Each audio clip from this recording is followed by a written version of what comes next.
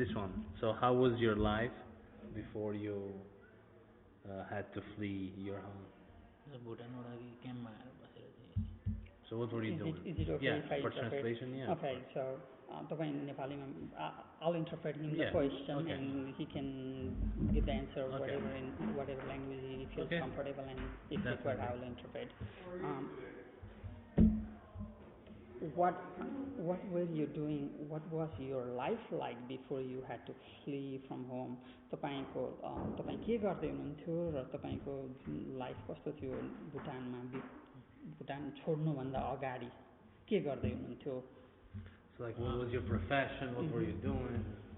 मैले as I was only a 6 years old, just I want to join to the school when I left Bhutan, because they have some category,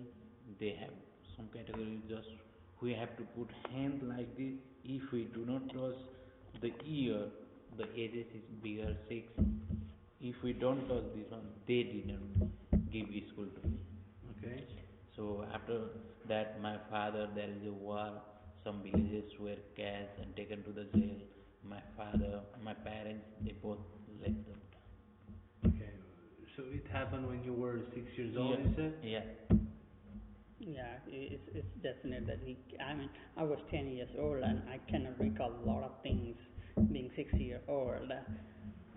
Yeah, it has been so long that it's difficult for him to recall whatever happened. But like, how old were you when you left the country, or when you went to like a refugee camp? 6. 6 years old. Yeah, 6 to 8 only. That. So, Between 6 and 8. do you mind me asking how old are you now? 32. 32. 32. So you've been. Okay, first group of Bhutanese, they just moved from Bhutan to Nepal, refugee camps in Nepal from between 1990 to 1993. Okay, so I don't know when he came to refugee camps in Nepal. I was there in 1992, January of 1992. So I lived in refugee camp until 2008, and I was among the first group to resettle in the United States. He's just here for 6 months. So if he was there in 1992 and he left camp in 2017, so he had all his life in the refugee camp, so he has more experience about being a refugee than as a Bhutanese. More experience about refugee camp. He doesn't remember much. Yeah, and as a 6 years old, what would you know, right? Of course. You would not know a lot of things. You will just follow your family. That's all you know. So pretty much that answered the second questions as well. But so do you remember how did you end up leaving Bhutan? Do you remember that? Bhutan कसरी छोड्नु भयो, के को लागि छोड्नु भयो, सम्झिनुहुन्छ? I can remember a little bit, like जस्तै अब त्यही हुन्छ छरछिमेकी पक्रेर लान्छ, अब जेलमा लगेर कुट्छ, अब कसैको छोरीचेली लगिदिन्छ. I remember neighbors getting detained, neighbors' girls being taken away by the armies. अनि अब बाबा कसैको लान्छ, कुट्छ, parents being taken away. अनि त्यो भएपछि अब सबै बाबाआमाहरू अब आफ्नो सानो त्यस्तो भयो भने बाबाआमाहरू डराएर जानुपर्छ. अब parents were terrified. I of course was too young to know that. अनि उनीहरू आएपछि आउने पर्छ. So I followed the parents, of course. Parents, of course, yeah. He was too young. So also the other question relates to the one that I just asked, like how was crossing the border, if he remembers, or how was the journey towards the refugee camp?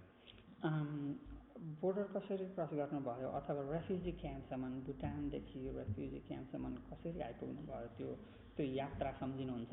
अब त्यो भन्दाखेरि चाहिँ अब के भयो भन्दाखेरि अब उहीँको गभर्मेन्टले अब तिमीहरू भुटनिस होइन, तिमीहरू आएको होइन भनेपछि चाहिँ अब उनीहरूले नै अब जस्तै ट्रकमा लगेर जस्तै इन्डियामा कतिजना थियो त्यो समयमा इन्डियामा रिफ्युज बसिरहेको थियो त्यो इन्डियन्सहरूलाई पक्रेर चाहिँ अब काँक्राभिट्टा कटाएपछि उनी भुटानबाट तपाईँ चाहिँ भनेपछि इन्डियामा हुनुहुन्थ्यो त्यति बेला कि भुटान हाम्रो लडाइँ हो जस्तो बोर्डर यो लडाइँबाट इन्डिया कसरी आइपुग्नु भयो अब त्यो त साह्रै सानो हो गाडीमा बाबाआमाहरूले अब जानुपर्छ भने अब गाडीमा लोड गरेर त्यही I was too young. I don't remember much. It's just like my parents says, let's get into the truck, and we load up the truck and left Bhutan and end up in India. And in India they dump us in the truck and drunk to the Nepal border by the Indian Army.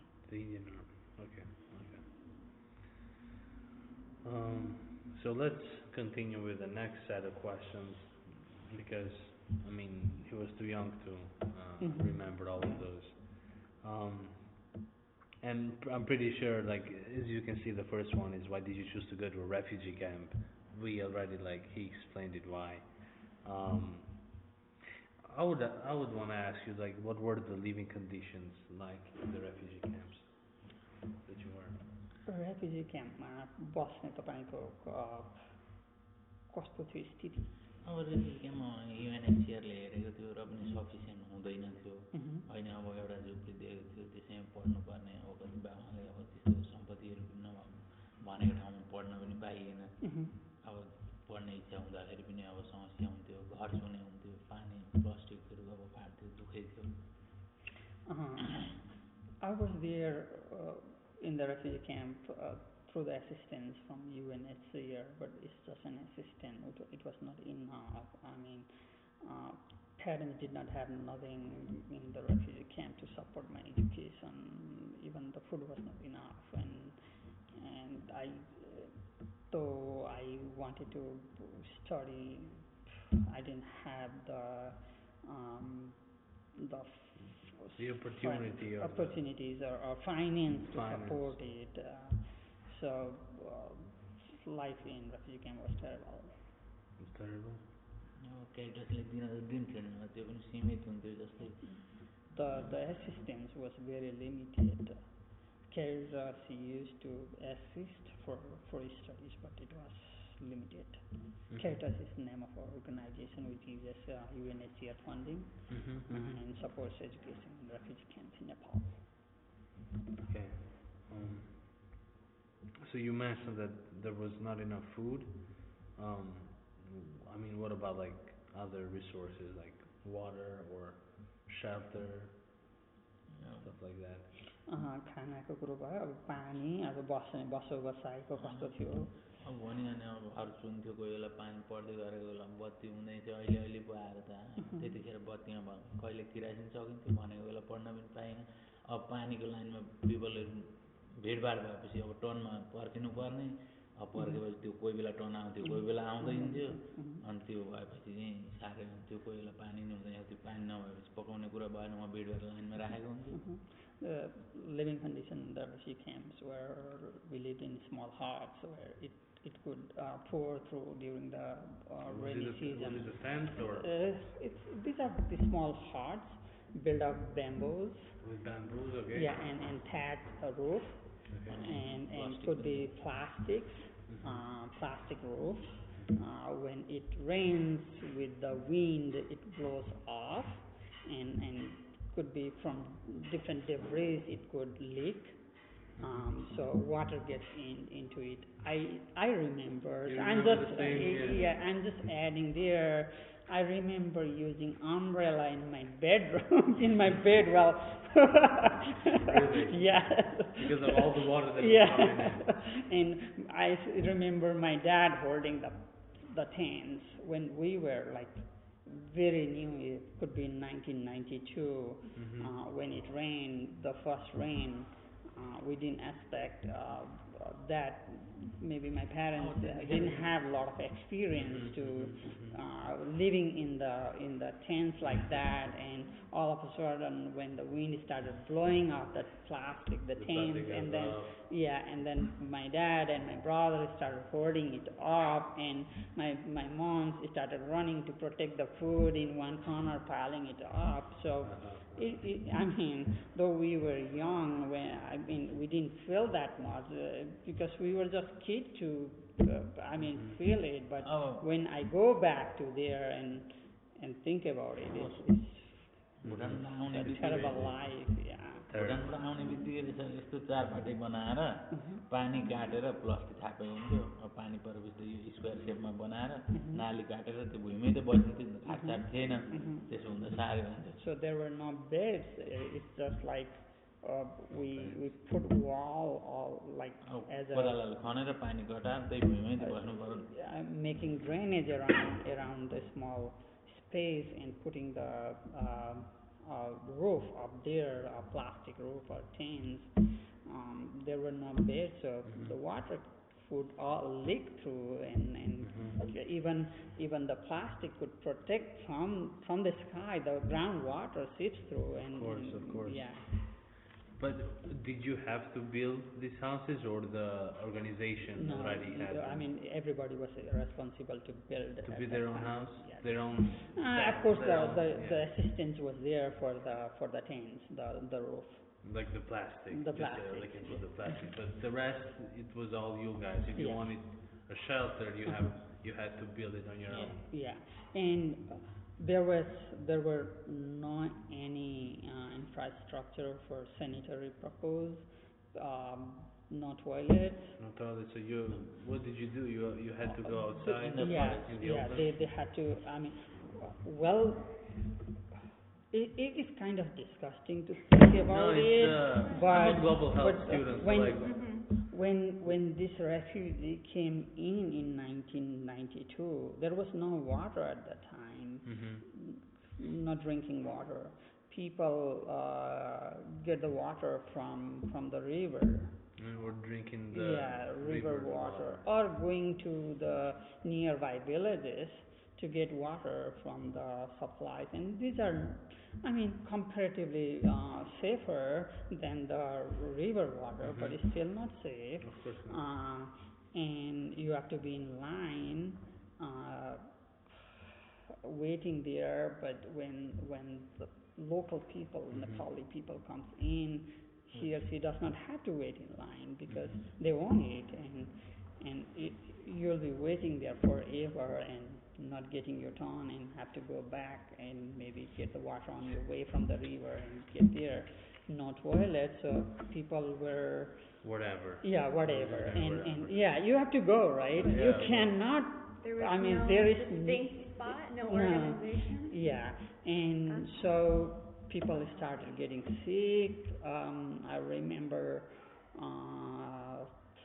people like in the population of around 6,000 in the particular camp where I was, up to 15 people died the same days because of the diarrhea and dysentery.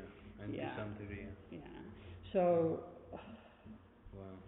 And like when most of these people, these were kids. Kids. Yeah, babies. Yeah.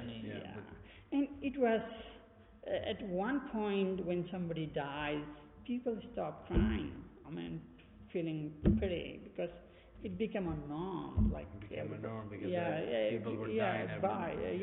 Kids dying like that because of pneumonia, because of diarrhea.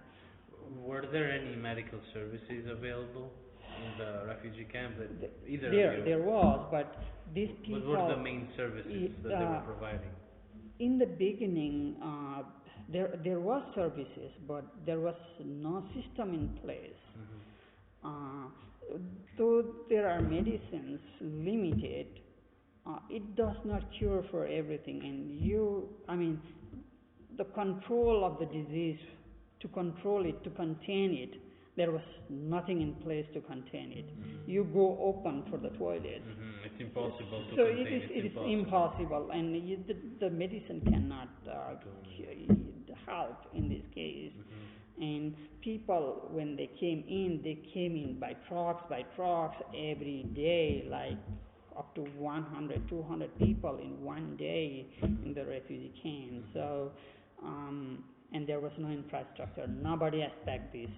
So there was no plan in place. Mhm. Mhm. Um, that was the reason in the first year people suffered a lot, but it was pretty quick that UNHCR came in and UNICEF came in, so they were taking care of the health thing, and people started realizing about the education and sending their kids to the places where an elder from the community who is maybe a little bit literate or little bit educated would take the initiative and make a group of kids and start teaching. Okay, And so when the UNHCR saw that uh-huh. people are interested in learning, then Caritas Nepal kicks in and started supporting some and helping build small Like places. Nepali charities or charities from like It's NGOs? it is an NGO, but it's not charities. It's Caritas is they have different goals in Nepal. It's an NGO in Nepal, Okay. but for refugees they were helping with education. Education, okay. Yeah, Okay. and it's a Christian organization. Christian organization Yeah. based in Nepal. Based in Nepal. Not Yeah. outside influence. I think the Caritas, I think they are in Australia, I think. Australia. Yeah, Okay. but they have the sister organization in different countries. And there were Nepali people who were helping out. They were not Australians. No, Okay, these Nepali are people Nepalis, were- and the UNHCR, they got some funding through UNHCR, Okay, and of course. using the UNHCR funding for education. And So do you remember like when this happened? Like when they saw? Was that it like happened. recently or? No, that happened pretty quick, like within 6 months to 1 6 year. months in 1992. Like. Yeah, 6 months to 1 year, like there was infrastructure, smaller places for kids to go and study, and the elders or the educated groups in the camps started teaching. Well, the smaller kids started attending the schools, and Caritas started supplying stationeries, books, and papers and pencils and everything, boards and chalks for the teachers. So those basic things and small incentives to the teacher for helping the community. Yeah.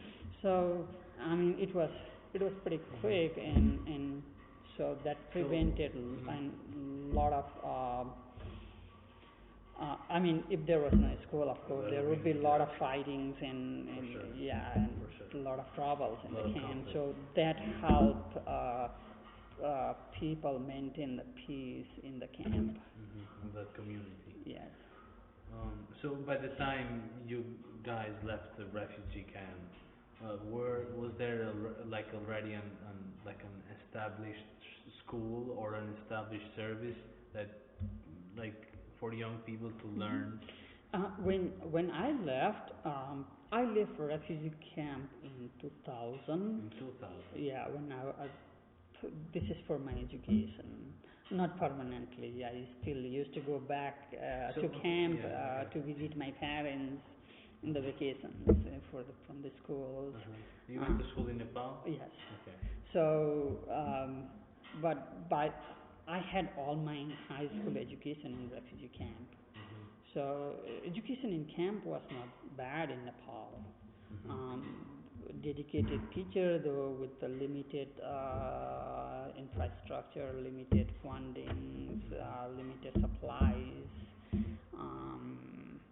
but teachers were dedicated, and kids and the parents, they have nothing but just one hope that their son or their daughter would get a better education and maybe move to the towns and cities in Nepal and get some smaller jobs and make some living. That's the only hope. So I see everybody investing in education. So paying, I mean, parents though they are illiterate, not knowing a lot about education, but they supported their kids to go to school. So no kids were like skipping schools. No kids were skipping schools. So everybody would go to school, no matter what. Okay. Um, Another question could be, how long did you or most of the people you knew uh, live in the refugee camp? Like how long? Like here are two different Two things. different How ones, long did you live there? अनि 22 प्रतिशत बसेपछि 22 22 वर्ष कहिले आउनुभयो 1992 92 मा अनि कहिले छोड्नुभयो 2000 2017 he was in 1992 and left in 2017. That would be like 9 plus 17 is 27, 28, 9 plus, no, 26 years. 26 years. Yeah. And I was in refugee camp before I mean moved to United States. So though I was temporarily out, my main address is still refugee camp. That's where I go back. It's just my temporary address was in the like finally when before I moved I was in Kathmandu, but that was my temporary address. I would go back to refugee camp with my parents and live there in my vacation, my days off, or so. 92 to 2008 would be 16 years, right? So I spent 16 years being a refugee. That's a long time. Yes, it is. Yeah. And at least people spend 16 years is the least, because I was among the first group to resettle. So 16 years is the least for a Bhutanese refugee. What about like other Bhutanese refugees? I mean, what about like other people that you know? Like how long? Like here he is 26, so 16 is the least, and there are still people in the refugee camp. Wow. So, and all of this group, they moved to the refugee camp between 1991 or 2 to 1993. Okay. So. All right. Could I ask something? Yeah. How was the relationship between the refugees and the native Nepalis? Available now. So if you want to eat, I know some of you guys need to leave early, so there's pizza if you just want to talk for a little bit before you guys have to go. So. Okay. And feed you obviously. Thank you. There was no major problem. Of course, these are two different groups. That's how they are perceived. A group from Bhutan, and when the local population see them not working, getting assistance from the UNHCR, they don't like it. At the same time, when these refugees see the local population, they have independence to work, make their living. They see differently. So that's the line which divides, like one group not working but being able to have something to eat and send their kids to school, other group working hard, has the opportunity for a better life. This is like this group of refugees, they don't have any opportunity. They have the same schedule: get up in the morning, cook food, prepare your kids, go to school, come back, and they are there forever. The other group, of course. So, but this year the culture and the religion and the language. So there was not. I don't remember a bigger issues, bigger infighting between two groups. Now, there were games played between two groups. Different programs held in local schools and between schools competitions. So not a big problem, but of course when there are two groups, there is always some differences. Resentment. Yeah, just a little bit at local level. How about just among in the refugee camp? I know you said the school kind of helped to even things out, but did it get tense sometimes with a whole bunch of people living? Sometimes it did, but I think it has nothing to do with being a refugee. It's just the people like Well, when you're all living yeah, in one yeah, area, when though. yeah, it's just sharing a lot of things. Problem with the neighbor because they are very close, maybe getting disturbed during the night or whatever.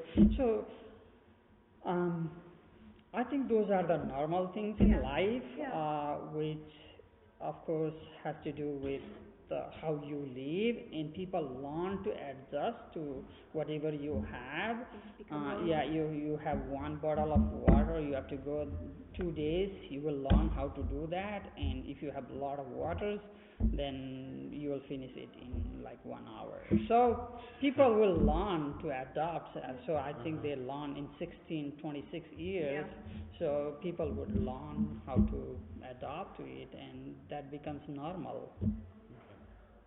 Do you have any more? I was just gonna ask, from when you first got to the camp to when you left, how did it change? Did it become any more organized, or? It did. Yeah. It did. Is it easier? Yeah. When I moved, I think I was 9 to 10 years old. Between that age, um, no school there. Within like couple of months, I started going to school. People started building toilets. Mhm. Okay, so there is a big change there. That's a The big disease, movement yeah, itself. yeah, yeah, disease were contained. No more people dying from diarrhea, at least, or dysentery. Um, the smaller health center was in place, and people started volunteering there. Of course, people from different backgrounds moved to. I mean, there were refugees, like there were doctors in the refugee camps or health professionals there. So depending their abilities, people started moving to different fields and helping each other. So it was organized and I'm done. yes. I'm done.